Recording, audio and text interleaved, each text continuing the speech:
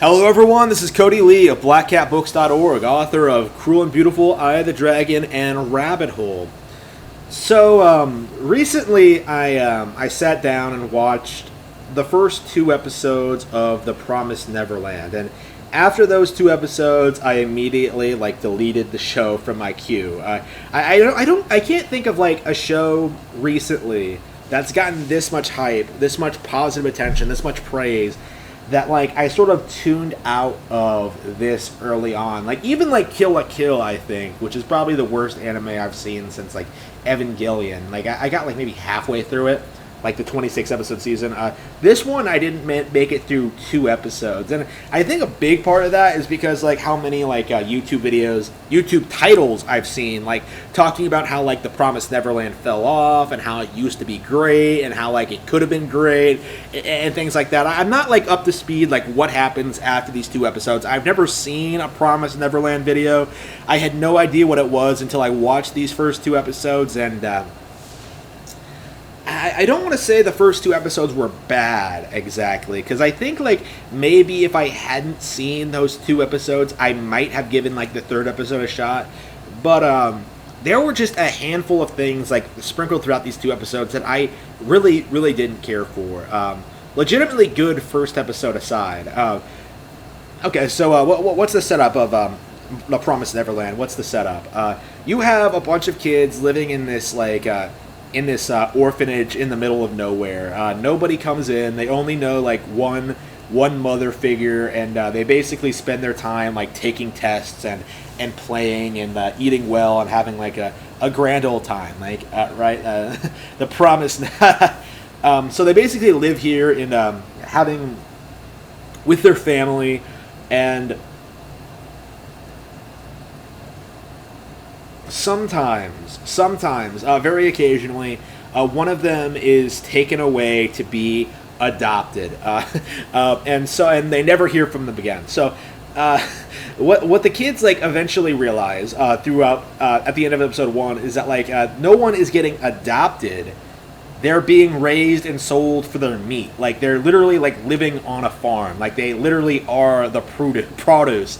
They're literally being served to demons, supposedly. So upon learning this, the characters are just okay, we got to get the fuck out of here. And the entire second episode is kind of setting up how potentially they could do that.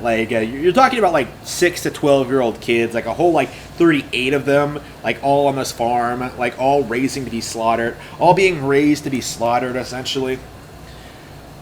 And they have no idea how they're going to do it, and they kind of realize that their mother figure, Mom, is pure evil and has been in on it the entire time. So that's kind of what they're setting up going forward, is Mom as an antagonist. So that's about where I stopped off with episode 2. They introduced the new character, a black maid, another adult.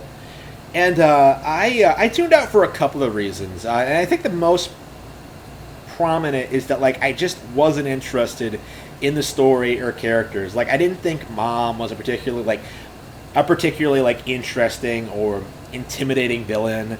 I didn't really fall for the whole psychological warfare thing. I didn't like the way that the characters went about trying to hide what they've done to Mom. I don't like some of the conclusions they've reached. It feels like things say the purpose of the tests. That should have been a secret. Figuring out the schedule of when they're going to be sent out. Figuring out that Mom was an antagonist, right? These are all things that I think should have been introduced periodically throughout the series. Not within the first couple of episodes. It was just they somehow are able to figure out purely by logical reasoning that they all have tracking devices. And they have to be very careful about where they go and who they talk to. But wait, Mom, somehow the tracking devices aren't sophisticated enough to where they where the farm knows where they are at all times. Mom just has an object that she can check and read to see where they are. It's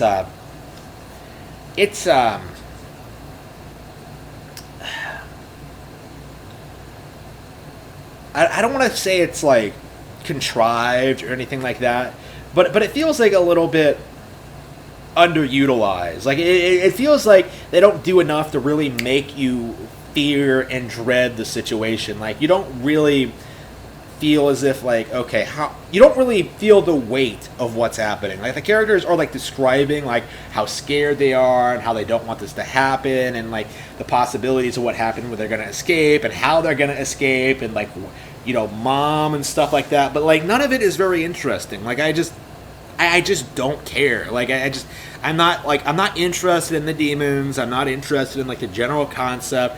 Like it feels like it's just like this was written to be like a Twilight Zone episode, and then like after the whole reveal, like what?